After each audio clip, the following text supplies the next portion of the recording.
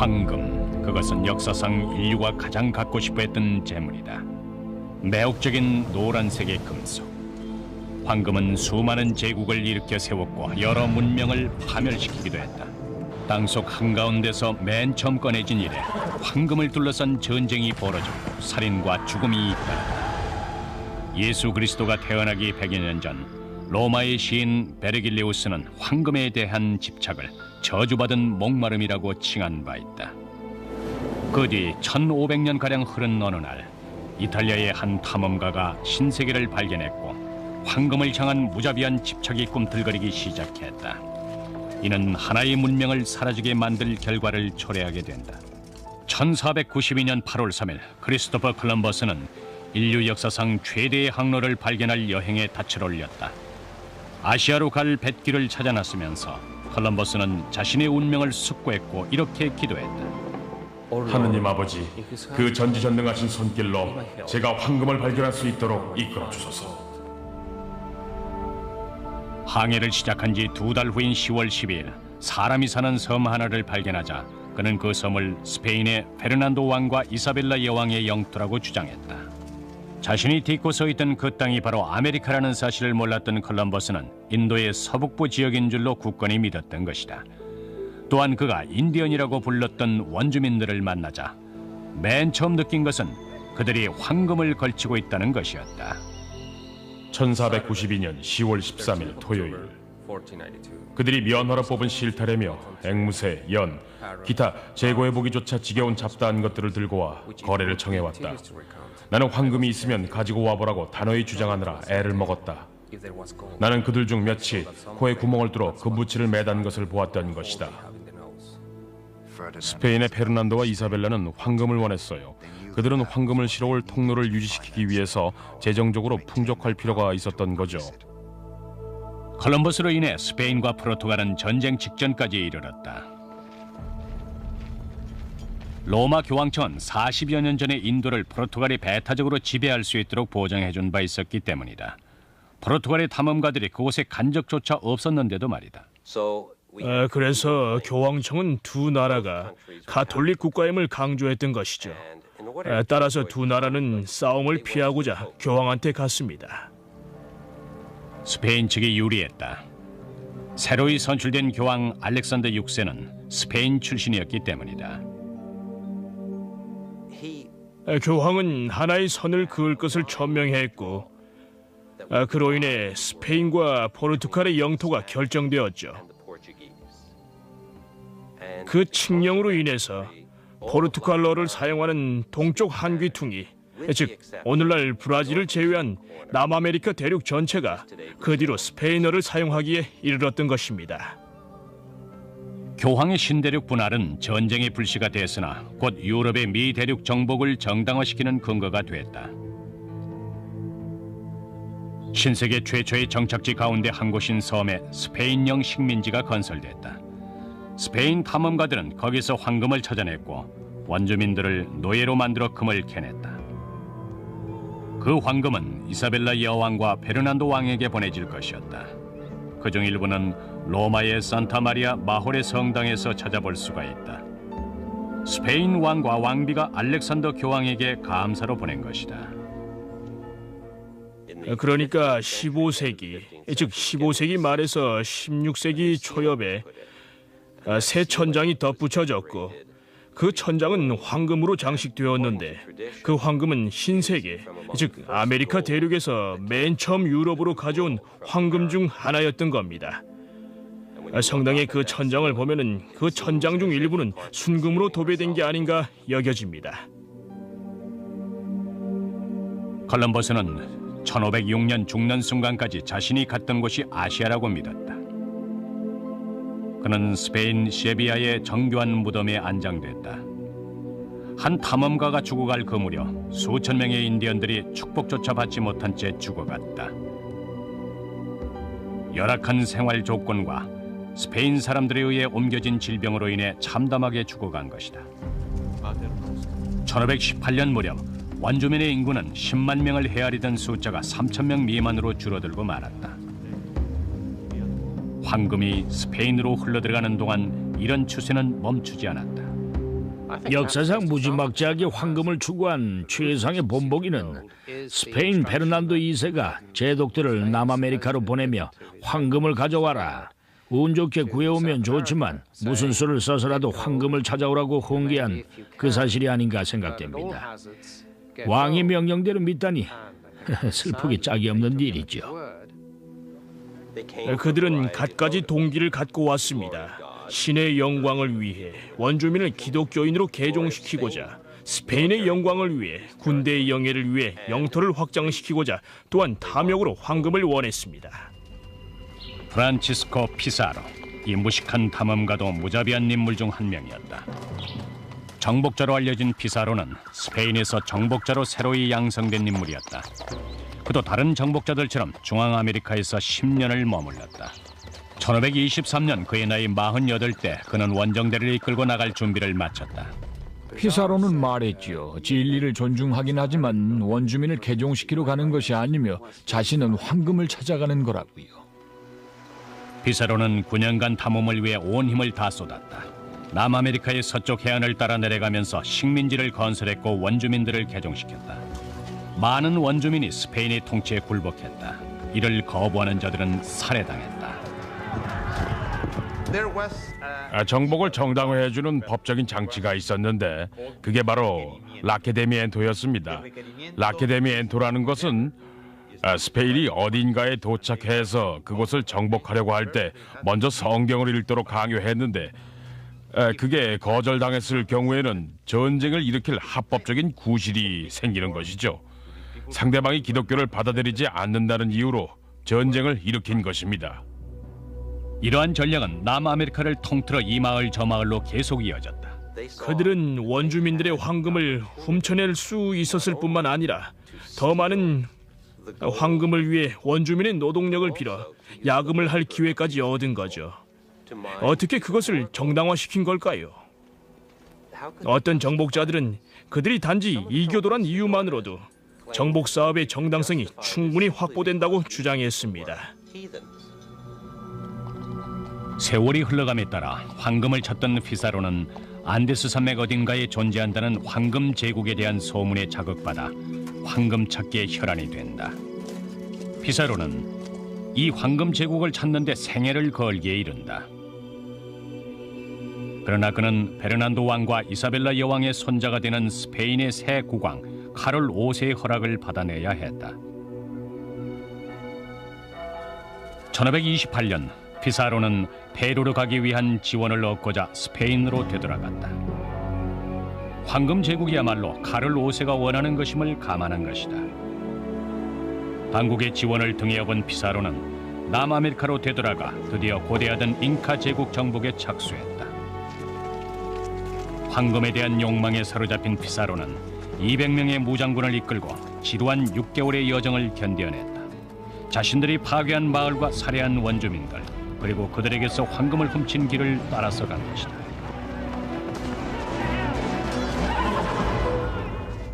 (1532년 11월 16일) 오후 마침내 그들은 잉카의 수도 카하마카의 외곽지대에 도착한다. 저 멀리 번쩍이는 신기루가 모습을 드러냈다. 황금으로 치장한 4만 명의 잉카인들을 보고 그 많은 황금에 놀란 스페인군 중 한 명은 태양이 이글거리는 듯하다고 감탄했다. 황금은 잉카인들이 제사 따위의 의식용 물품을 만들 때 사용됐죠.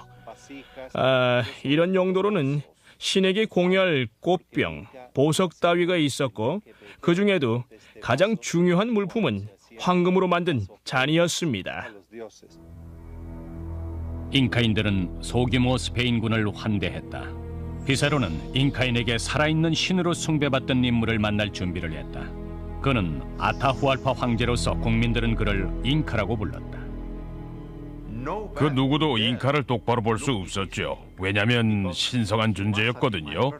그는 태양의 아들이고 그 어떤 인간적인 잣대도 초월한 존재였어요. 아타후알파는 피사로의 도착 소식을 접하자 잉카인에겐 값진 것으로 여겨진 물건들로 선물을 마련했습니다. 말린 놀이며 직조된 옷감 따위를 받자 피사로는 쓰레기를 줘? 이건 모욕이야. 그러며 선물을 내던져 버렸습니다.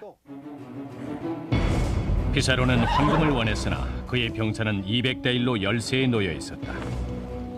그러나 알타후알파를 생포한다면 잉카 제국 전체를 점령할 수 있을 것 같았다. 피사로는 조약이란 깃발 아래 잉카를 만날 덫을 놓기에 이르렀다. 피사로의 부하들이 금물을 칠한 볏집에 숨어 기다리자 잘생긴 근육질의 30대 잉카 제왕이 뜰로 들어섰다. 스페인군이 아타후알파에게 다가갔을 때 바벌리라는 신부가 왕에게 나아가서 라케데미엔토를 읽으라고 했습니다. 신부가 그것을 그리스도의 말씀이라고 하자 아타후알파는 신부가 건넨 성경을 움켜쥔 다음에 성경책이 그에게 무슨 얘기를 하는지 들으려고 자기 귀에 갖다 댔습니다. 그러나 아무 소리도 안 들리자 성경을 땅바닥에 내던졌죠. 바로 그 보기 드문 순간에 이르러 잉카인들을 공격하려는 명령이 떨어졌습니다. 피사로는 아타후알파에게 기독교로 개종할 것을 권했다.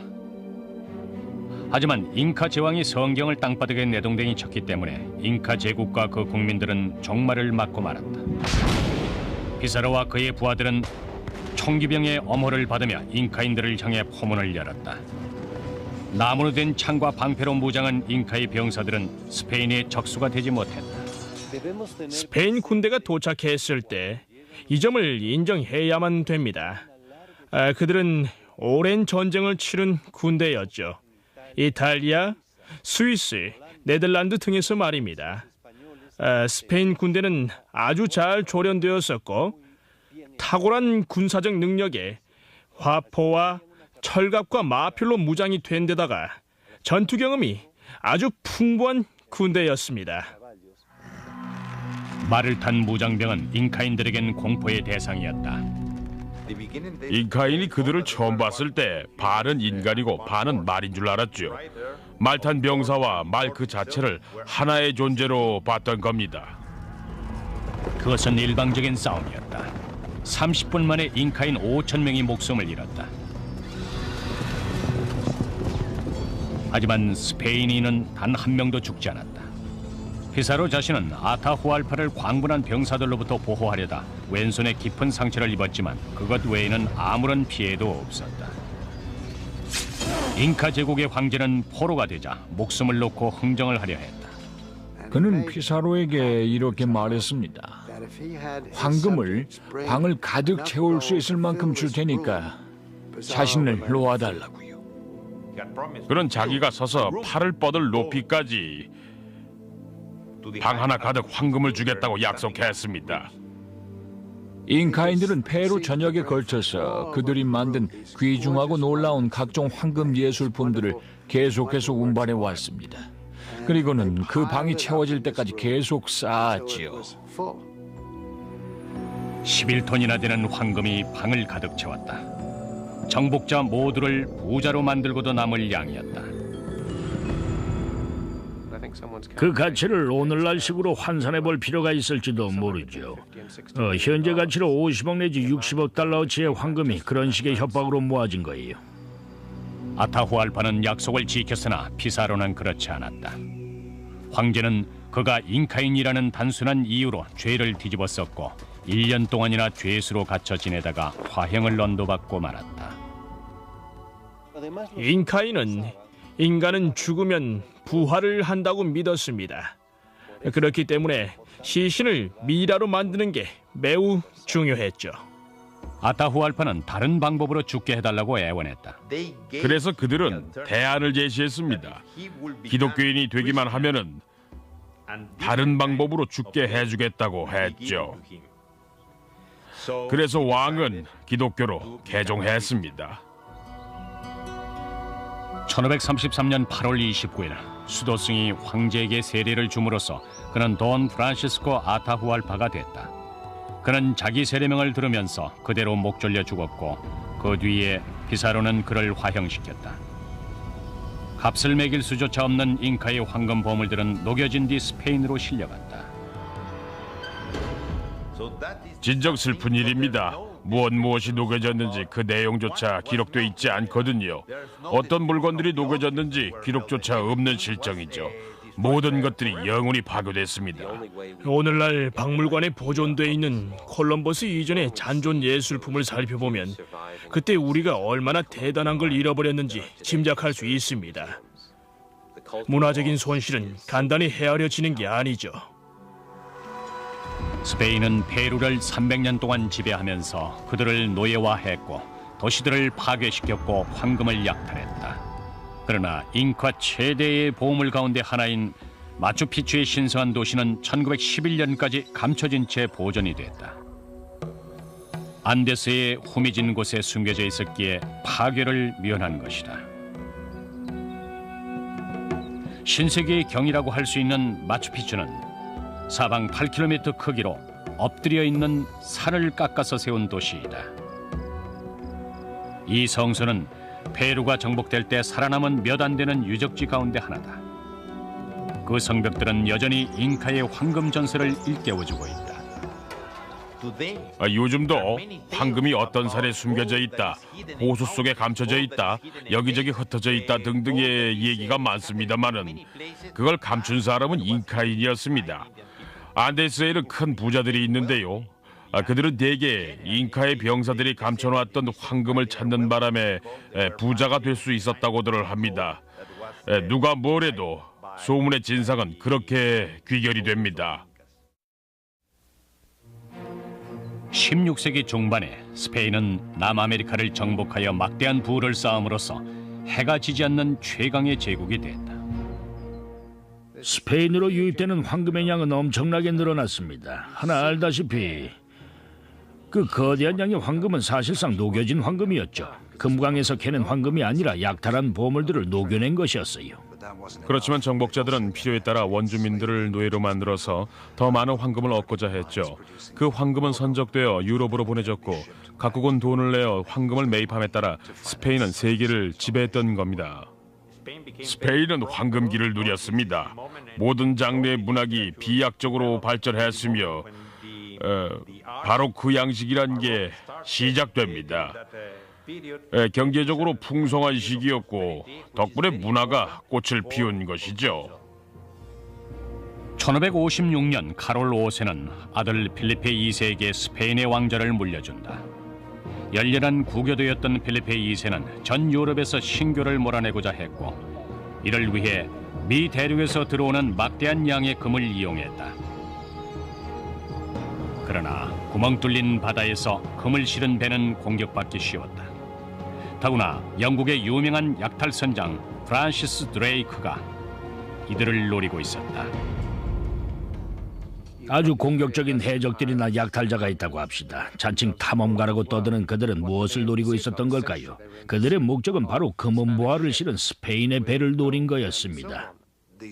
해적들이 다 그렇듯 그들도 처음엔 용을 그린 무장선이었죠. 여러분이 드레이크라고 칩시다.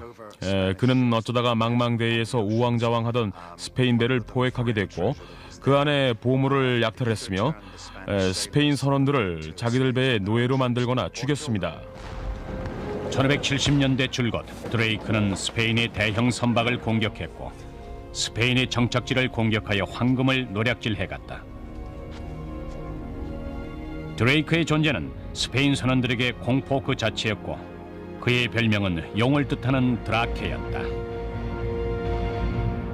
드레이크는 그 당시 가장 성공한 해적이었고 여왕과도 가까운 사이였다.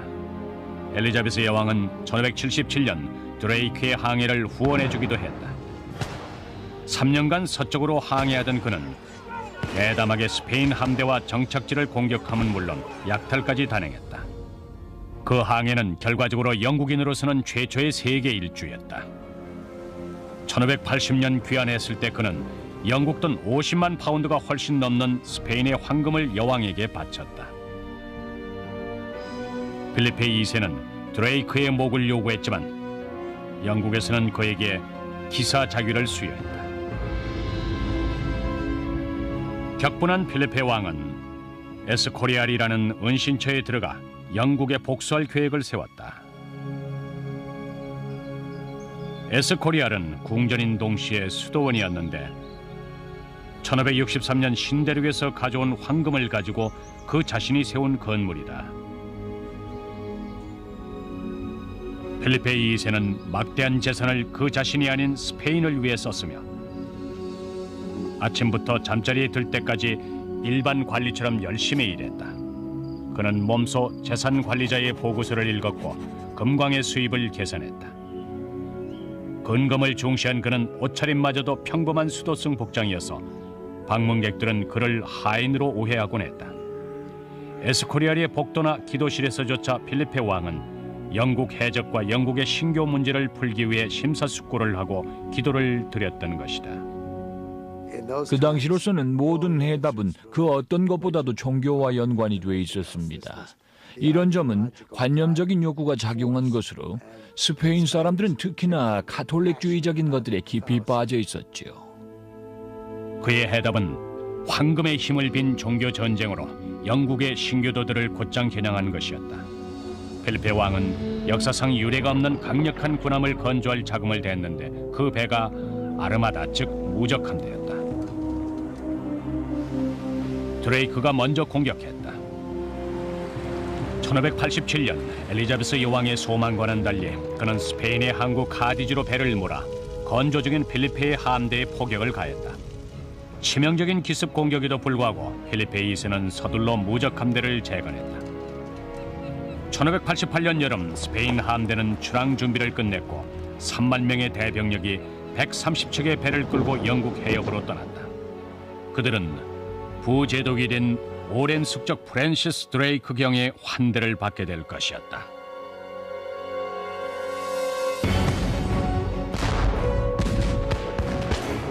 영국의 각종 포화와 부전 날씨는 스페인 전함에 치명타를 가했다. 무적 함대의 패배를 겪은 필리페는 더욱더 많은 황금을 쏟아부었다. 황금은 힘을 가져다 줍니다. 따라서 스페인 사람들은 그 모든 황금을 신세계에서 유럽으로 가져온 후로는 자기들이 세계를 지배하고 모든 해답을 줄 것으로 생각했던 거지요.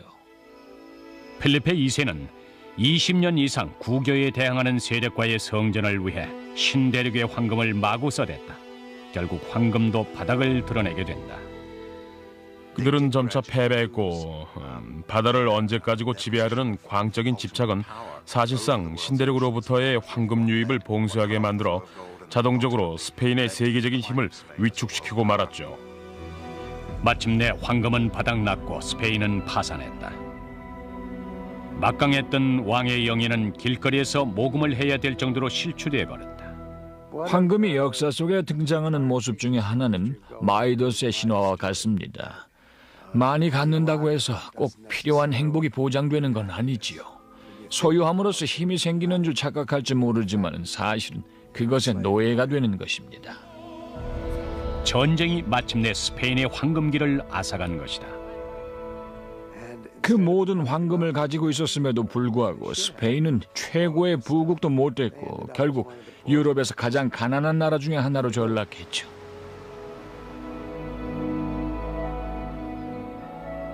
(71세에) 필리페 왕은 이방으로 인도됐다.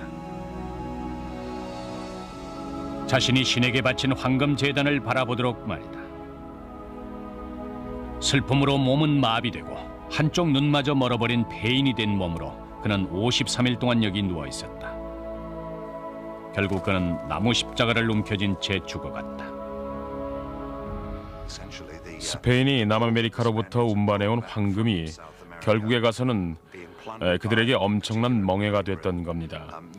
황금 덕분에 스페인은 세계 최강의 군사 대국이 될 수 있었지만은 바로 그 때문에 보다 넓은 바다를 지배하려던 꿈이 좌초되고 말았죠.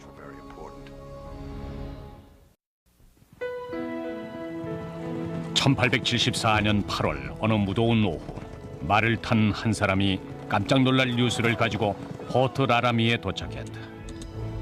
몇 분 뒤에 이 소식은 전신을 통해서 전 미국으로 퍼졌다. 마침내 발견. 커스터가 풍부한 매장량의 금은광을 찾아냈다. 다코다의 거친 지역인 블랙힐스에서 지질학자들이 대규모 금광을 발견한 것이다. 그곳은 예전부터 대평원지대 인디언들의 땅이었다. 블랙힐스는 북부 대평원 인디언들에게 가장 중요했던 지역입니다. 무엇보다도 라코타와 샤이안족의 땅이죠. 황금이 발견되기 6년 전 미국 정부는 인디안 부족들을 중부 대평원으로부터 이동시킬 조약을 체결한 바 있었다. 블랙힐스는 평원이 인디언들에게 신성한 땅으로 간주된 까닭에 많은 인디언이 그곳으로 모여들었다. 모래 위에 금을 긋는다면 블랙힐스가 포함되어야만 했습니다. 바로 그랬기 때문에 인디언들은 미 합중국과 그 조약을 체결했던 거죠. 블랙힐스가 포함되어야만 했죠. 조약 체결 5년 뒤 블랙힐스 지역에 황금 광맥이 있다는 소문이 떠들었다. 미국 정부는 포병대 중령 조지 암스트롱 카스터를 보내 조사해보도록 조치했다. 그는 셰리단 장군에게서 블랙힐스를 조사할 정찰대를 이끌고 내려와서 지표면을 살펴보라는 지시를 받았어요. 황금이 있다는 소문이 사실인지 알아보기 위해서였죠. 카스터는 자기 방식대로 내려왔다.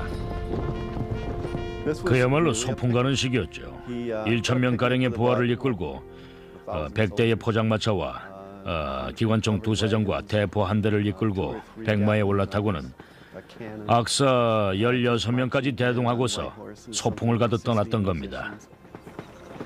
그 위에 황금만을 노린 채굴꾼 2명이 더 따라붙었다. 블랙힐스에 다다르자 횡재를 꿈꾸며 군대와 채굴꾼들이 합류했다. 1874년 6월 30일 프렌치 크레이크라는 지역에서 일행 중 한 사람이 황금 알갱이를 찾아냈다. 이틀이 지난 뒤 카스터는 속보를 써내려갔다. 채산성이 있는 황금이 발견되었음. 내 책상 위에는 피네 머리 정도로 크기가 일정한 순금 알갱이들이 40-50개 가량이나 수집되어 있음. 발견된 금 대부분이 오늘 단 한 개의 성광 접시에서 나온 것임.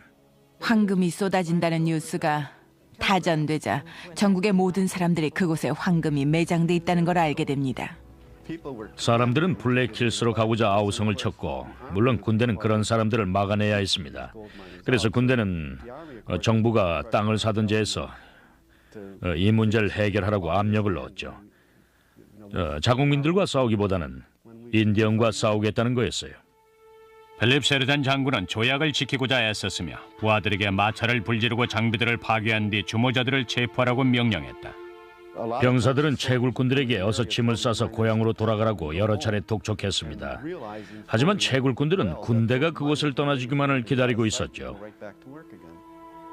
존 맥스웰이라는 사람은 불만을 토로했다. 이 언덕을 아직 정복하지 않은 유일한 이유는 바보 같은 몇몇 야만인을 만족시키기 위해서다. 그들은 이 아름다운 자연을 그냥 놔둬야 한다고 말한다. 남아메리카의 잉카인과는 달리 북아메리카 대평원의 인디언은 황금을 전혀 사용하지 않았다. 자신들의 황금이었는데도 말이다. 평원의 인디언들에겐 들소가 대단히 중요했습니다. 따라서 그들의 문화 전체가 들소를 중심으로 전개되었죠. 들소는 그들에게 모든 것이었어요. 주거지이며 옷까지, 음식은 물론 종교까지요. 인디언들에게 들소가 생필품임을 미군은 잘 알고 있었습니다. 따라서 들소를 박멸시키면 인디언 역시 멸종되리라고 생각한 나머지 군대는 들소 사냥꾼들에게 무기를 마음대로 지급함으로써 결과적으로 들소 사륙을 부채질했던 것입니다. 불행하게도 들소 역시 백인들의 탐욕에 희생되고 말았다.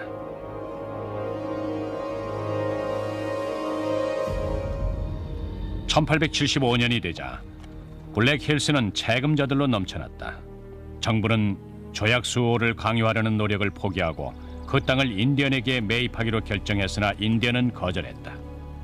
미국 정부의 호의적인 인디언들조차도 블랙힐스는 팔 수 없다는 걸 알고 있었어요. 1875년 대다수의 인디언들은 보호구역으로 순순히 들어갔고 미친 말이나 안전소 같은 이름의 극소수 인디언들과 그들의 패거리만이 남아 있었죠. 인디언들은 백인들을 쏴 죽이는 등 괜히 문제만 일으키는 짓은 하지 않았습니다. 다만 전통적인 방식으로 살고자 했고 그에 반하는 어떤 협상도 거부했어요. 이에 따라 1876년 봄 미국 군대는 미친 말과 안전소를 추적하여 황금이 넘치는 땅으로부터 멀리 떨어진 보호구역으로 인도하라는 명령을 받았다. 명령을 받은 사람은 다름 아닌 블랙힐스에서 맨 먼저 황금을 찾아냈던 조지 커스터 중령이었다. 커스터는 호언장담했다. 제7포병대만으로도 모든 인디언을 미 대륙에서 내쫓을 수 있습니다. 1876년 6월 25일 커스터의 수색대가 리틀비콘 강둑 저 멀리에 있는 인디언 마을을 발견했다.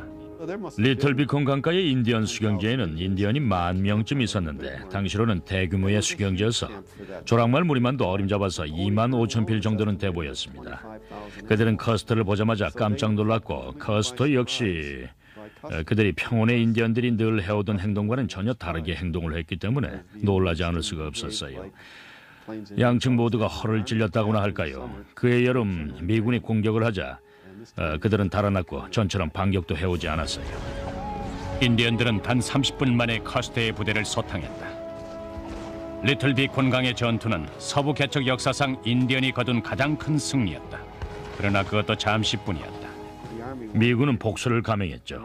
리틀비콘 전투에 가담했던 인디언은 캐나다까지 포함해서 1년 내에 단 한 명도 없게 됐습니다. 이제 블랙힐스는 백인들의 황금 탐색을 위해 깨끗이 정리가 됐다. 백인들이 그 광물을 왜 그렇게 좋아하는지 인디언들은 이해를 못했습니다. 그 언덕에 돈벌이가 있다는 것을 인디언들은 먼 훗날에야 깨달았던 거죠. 블랙힐스 인디언들은 북미에서 황금이 가장 많이 매장된 꼭대기 위에 살아왔던 것이다.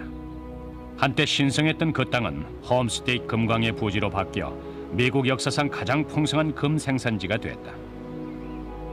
미국 정부가 블랙힐스를 소유하게 된 것에 대하여 보상을 하겠노라고 했으나 인디언들은 아직까지도 이를 거절하고 있다. 조상들의 신성한 땅을 잃은 손실을 백인들의 황금으로 보상받는 것은 불가능하기 때문이다.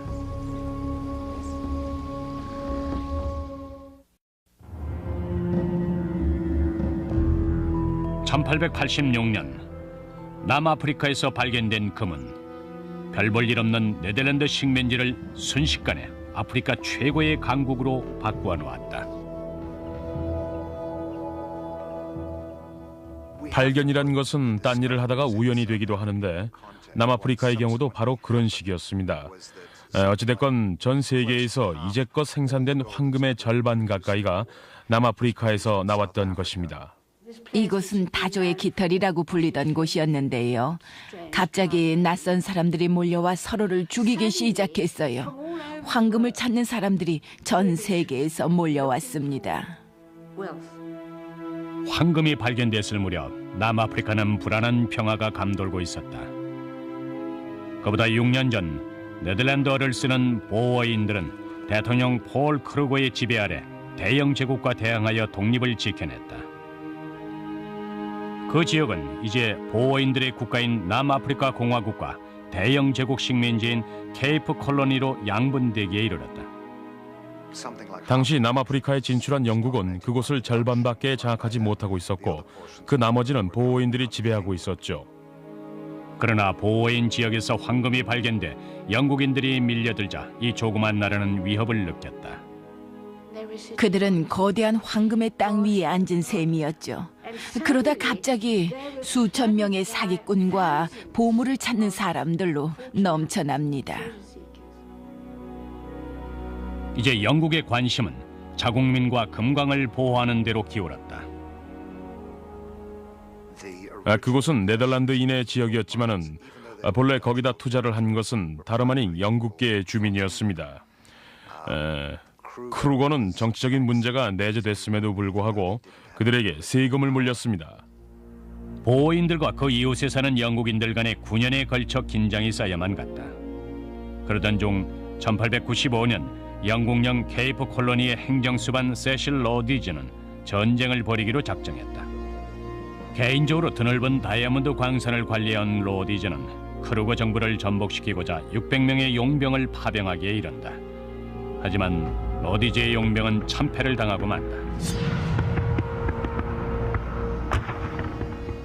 1899년 9월 어느 날 영국은 광산업자들의 이익과 황금을 보호한다는 구실 아래 남아프리카에 10,000명에 달하는 원정군을 파견했다.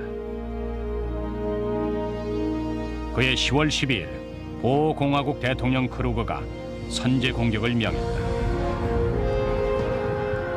6,000명의 보호 군대가 킴벌리와 마패킹 지역의 영국인 거주지를 장악, 그들을 임시 수용소로 몰아넣기에 이른다. 7개월분의 양식만 들고 쫓겨난 사람들 중에는 처칠 수상의 숙모 사라 웰슨도 있었는데, 사라는 의연한 태도로 영국에 편지를 보냈다. 오늘 아침은 말고기와 소시지였고 점심은 다진 당나귀 고기와 메뚜기 수트예요. 잘 지내요? 그의 낙천성은 보상받게 된다. 더 많은 영국군이 남아프리카에 파병됐고 영국인 거주지의 포위망은 풀리게 된다.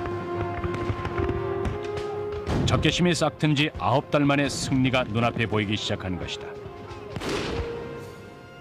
1900년 5월이 되자 야전사령관 프레드릭 로버츠 경과 호레이쇼 키치너가 이끄는 46,000명의 영국군이 보호공화국의 수도 요하네스버그로 집결하기 시작했다. 그들은 이제 금광을 눈앞에 두고 있었다.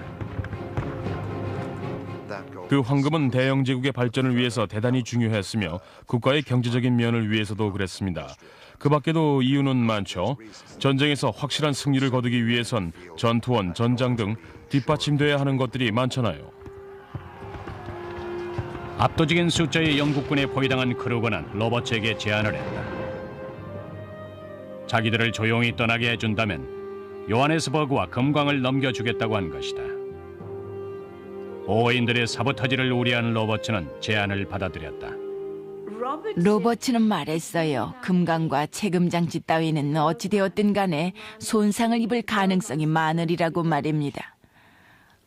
어쨌든 그 말은 일리가 있어요. 로버츠를 비롯한 모든 사람들은 이 나라를 재건하는데 황금이 필수적이라는 걸 알고 있었으니까요. 1900년 5월 30일 중무장한 12,000명의 보호군이 요하네스버그 외곽과 그 주변 언덕으로 진격해왔다. 다음날 영국군이 진격해 도시와 금광을 통제하기 시작했다. 야전사령관 로버츠는 전쟁이 끝났음을 알렸다.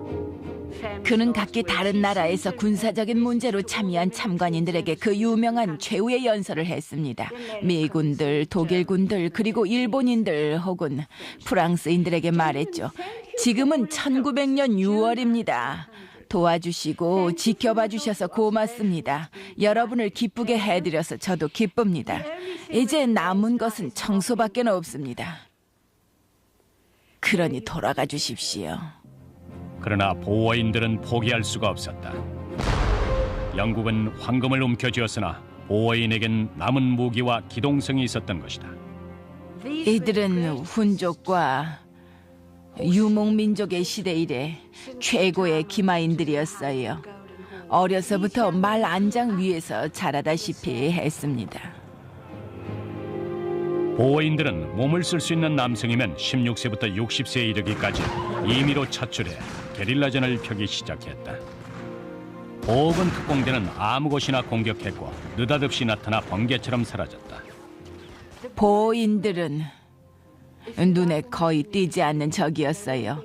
통일된 제복이 없어서 알아볼 수가 없었습니다.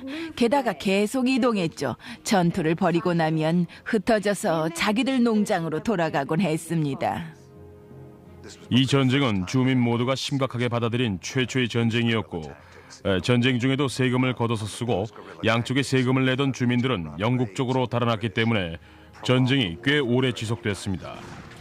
보호인이 2년간 영국을 괴롭힌 탓에 영국은 돈과 병력을 더 쏟아부을 수밖에 없었다. 1901년 무렵 영국이 보호군 병력의 10배가 되는 50만에 가까운 군대를 파견했음에도 불구하고 전쟁은 계속됐고 영국은 확실한 승리를 거두지 못했다. 크게 동요된 영국은 전술을 바꿔야만 했다. 그들은 농가를 불태웠고 농작물을 파괴했으며 가축들을 죽였다. 그 결과는 치명적이었다. 10,000명도 더 되는 보호인 부녀자와 어린이들이 한 곳에 수용됨으로써 수용소라는 용어가 역사상 최초로 생겼을 정도였다. 영국은 그 전쟁에서 새로운 전술을 사용해야 했습니다. 일반 시민들까지 전쟁에 연루시킨 것이죠. 이로 인해서 수용소라는 게 생기게 됐다는 것이 일반적인 견해입니다. 많은 수의 시민들이 수용소에 감금되었죠. 단지 그렇게만 했는데도 전투 중인 적병에게 그 어떤 저항도 펼칠 수가 없었던 겁니다. 집단 수용소는 끔찍한 결과를 낳았다. 16세 이하의 어린이 2만 2천 명가량이 굶주림과 질병으로 죽어갔던 것이다. 이는 전장에서 희생된 양측 군인의 수를 다 합한 것보다도 많은 숫자였다. 마침내 1902년 5월 31일 보호인들은 굶주림을 견디지 못하고 3년간의 처절한 투쟁을 마감했다.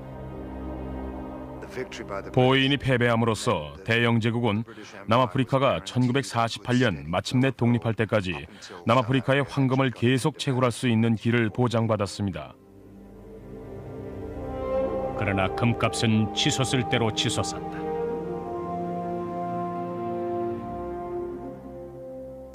남아프리카에서 지금껏 발견된 황금은 극히 일부밖에 안 되는 까닭에 그곳은 앞으로도 오랜 세월 동안 금강 채굴 산업 분야에서 주도적인 위치에 남아있게 될 것입니다. 그런 이유 때문에 영국 정부는 전쟁에서 꼭 이겨야만 된다고 생각했던 것입니다.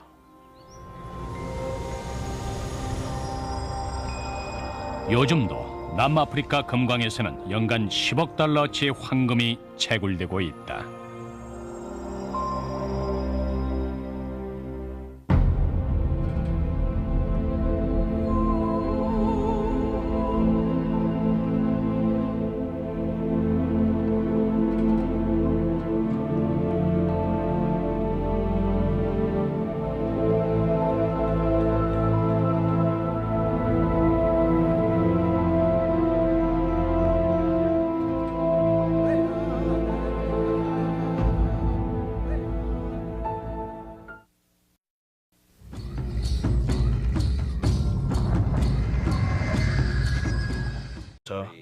포르투갈어를 사용하는 동쪽 한귀퉁이, 즉 오늘날 브라질을 제외한 남아메리카 대륙 전체가 그 뒤로 스페인어를 사용하기에 이르렀던 것입니다. 교황의 신대륙 분할은 전쟁의 불씨가 됐으나 곧 유럽의 미 대륙 정복을 정당화시키는 근거가 됐다. 신세계 최초의 정착지 가운데 한 곳인 섬에 스페인령 식민지가 건설됐다. 스페인 탐험가들은 거기서 황금을 찾아냈고 원주민들을 노예로 만들어 금을 캐냈다. 그 황금은 이사벨라 여왕과 베르난도 왕에게 보내질 것이었다. 그중 일부는 로마의 산타마리아 마홀의 성당에서 찾아볼 수가 있다. 스페인 왕과 왕비가 알렉산더 교황에게 감사로 보낸 것이다. 그러니까 15세기, 즉 15세기 말에서 16세기 초엽에 새 천장이 덧붙여졌고 그 천장은 황금으로 장식되었는데 그 황금은 신세계, 즉 아메리카 대륙에서 맨 처음 유럽으로 가져온 황금 중 하나였던 겁니다. 성당의 그 천장을 보면은 그 천장 중 일부는 순금으로 도배된 게 아닌가 여겨집니다. 컬럼버스는 1506년 죽는 순간까지 자신이 갔던 곳이 아시아라고 믿었다. 그는 스페인 세비야의 정교한 무덤에 안장됐다. 한 탐험가가 죽어갈 그 무렵 수천 명의 인디언들이 축복조차 받지 못한 채 죽어갔다. 열악한 생활 조건과 스페인 사람들에 의해 옮겨진 질병으로 인해 참담하게 죽어간 것이다. 1518년 무렵 원주민의 인구는 10만 명을 헤아리던 숫자가 3천 명 미만으로 줄어들고 말았다. 황금이 스페인으로 흘러들어가는 동안 이런 추세는 멈추지 않았다. 역사상 무지막지하게 황금을 추구한 최상의 본보기는 스페인 페르난도 2세가 제독들을 남아메리카로 보내며 황금을 가져와라, 운 좋게 구해오면 좋지만 무슨 수를 써서라도 황금을 찾아오라고 훈계한 그 사실이 아닌가 생각됩니다. 왕의 명령대로 믿다니 슬프기 짝이 없는 일이죠. 그들은 갖가지 동기를 갖고 왔습니다. 신의 영광을 위해 원주민을 기독교인으로 개종시키고자 스페인의 영광을 위해 군대의 영예를 위해 영토를 확장시키고자 또한 탐욕으로 황금을 원했습니다. 프란치스코 피사로, 이 무식한 탐험가도 무자비한 인물 중 한 명이었다. 정복자로 알려진 피사로는 스페인에서 정복자로 새로이 양성된 인물이었다. 그도 다른 정복자들처럼 중앙아메리카에서 10년을 머물렀다. 1523년 그의 나이 48대 그는 원정대를 이끌고 나갈 준비를 마쳤다. 피사로는 말했지. 인디언이라고 불렀던 원주민들을 만나자 맨 처음 느낀 것은 그들이 황금을 걸치고 있다는 것이었다. 1492년 10월 13일 토요일, 그들이 면허로 뽑은 실타래며 앵무새, 연, 기타 재고해보기조차 지겨운 잡다한 것들을 들고 와 거래를 청해왔다. 나는 황금이 있으면 가지고 와보라고 단호히 주장하느라 애를 먹었다. 나는 그들 중 몇이 코에 구멍을 뚫어 금붙이를 매단 것을 보았던 것이다. 스페인의 페르난도와 이사벨라는 황금을 원했어요. 그들은 황금을 실어올 통로를 유지시키기 위해서 재정적으로 풍족할 필요가 있었던 거죠. 콜럼버스로 인해 스페인과 포르투갈은 전쟁 직전까지 이르렀다. 로마 교황청은 40여 년 전에 인도를 포르투갈이 배타적으로 지배할 수 있도록 보장해준 바 있었기 때문이다. 포르투갈의 탐험가들이 그곳에 간 적조차 없었는데도 말이다. 그래서 교황청은 두 나라가 가톨릭 국가임을 강조했던 것이죠. 따라서 두 나라는 싸움을 피하고자 교황한테 갔습니다. 스페인 측이 유리했다. 새로이 선출된 교황 알렉산더 6세는 스페인 출신이었기 때문이다. 교황은 하나의 선을 그을 것을 천명했고 그로 인해 스페인과 포르투갈의 영토가 결정되었죠. 그 칙령으로 인해서 진리를 존중하긴 하지만 원주민을 개종시키러 가는 것이 아니며 자신은 황금을 찾아가는 거라고요. 피사로는 9년간 탐험을 위해 온 힘을 다 쏟았다. 남아메리카의 서쪽 해안을 따라 내려가면서 식민지를 건설했고 원주민들을 개종시켰다. 많은 원주민이 스페인의 통치에 굴복했다. 이를 거부하는 자들은 살해당했다. 정복을 정당화해주는 법적인 장치가 있었는데 그게 바로 라케데미엔토였습니다. 라케데미엔토라는 것은 스페인이 어딘가에 도착해서 그곳을 정복하려고 할 때 먼저 성경을 읽도록 강요했는데 그게 거절당했을 경우에는 전쟁을 일으킬 합법적인 구실이 생기는 것이죠. 상대방이 기독교를 받아들이지 않는다는 이유로 전쟁을 일으킨 것입니다. 이러한 전략은 남아메리카를 통틀어 이 마을 저 마을로 계속 이어졌다. 그들은 원주민들의 황금을 훔쳐낼 수 있었을 뿐만 아니라 더 많은 황금을 위해 원주민의 노동력을 빌어 야금을 할 기회까지 얻은 거죠. 어떻게 그것을 정당화시킨 걸까요? 어떤 정복자들은 그들이 단지 이교도란 이유만으로도 정복 사업의 정당성이 충분히 확보된다고 주장했습니다. 세월이 흘러감에 따라 황금을 찾던 피사로는 안데스 산맥 어딘가에 존재한다는 황금 제국에 대한 소문에 황금, 그것은 역사상 인류가 가장 갖고 싶어했던 재물이다. 매혹적인 노란색의 금속. 황금은 수많은 제국을 일으켜 세웠고 여러 문명을 파멸시키기도 했다. 땅속 한가운데서 맨 처음 꺼내진 이래 황금을 둘러싼 전쟁이 벌어졌고 살인과 죽음이 잇따랐다. 예수 그리스도가 태어나기 100여 년 전 로마의 시인 베르길리우스는 황금에 대한 집착을 저주받은 목마름이라고 칭한 바 있다.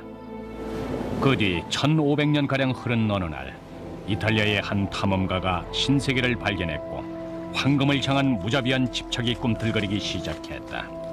이는 하나의 문명을 사라지게 만들 결과를 초래하게 된다. 1492년 8월 3일 크리스토퍼 콜럼버스는 인류 역사상 최대의 항로를 발견할 여행에 닻을 올렸다. 아시아로 갈 뱃길을 찾아 나서면서 콜럼버스는 자신의 운명을 숙고했고 이렇게 기도했다. 하느님 아버지, 그 전지전능하신 손길로 제가 황금을 발견할 수 있도록 이끌어 주소서. 항해를 시작한 지 2달 후인 10월 12일 사람이 사는 섬 하나를 발견하자 그는 그 섬을 스페인의 페르난도 왕과 이사벨라 여왕의 영토라고 주장했다. 자신이 딛고 서 있던 그 땅이 바로 아메리카라는 사실을 몰랐던 콜럼버스는 인도의 서북부 지역인 줄로 굳건히 믿었던 것이다. 또한 그가